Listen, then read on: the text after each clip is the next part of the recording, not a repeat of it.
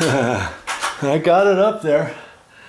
Okay, that's what it's supposed to look like. And see, there's the two little screws that are protruding down.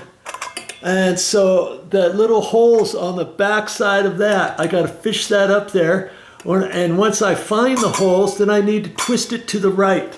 And that little canopy trim piece will fit up there. Okay? All right. That took a while. A little bit of thought process, a little less. It was probably 10 minutes. Yeah, you're not really going to see this, but I just have to carefully feel for those holes on this little piece of trim.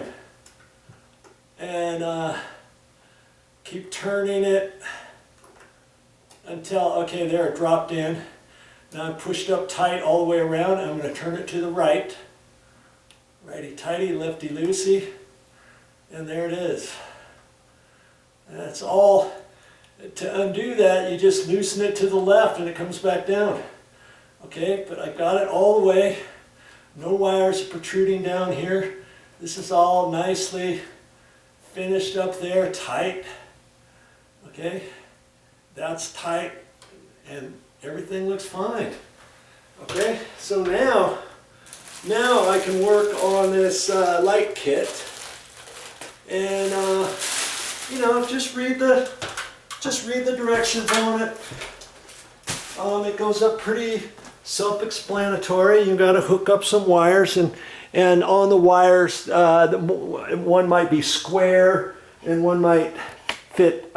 You know, you'll see where you have to hook the wires. Okay, so I'm gonna work on that next. I don't even know if I'm gonna actually show you that part, but see, the wire bit is at the bottom there, and it's on a little connection on the end, and I got to fish that through the back side of the supporting piece that has to be screwed up there and all that. Okay, so you read the directions on that.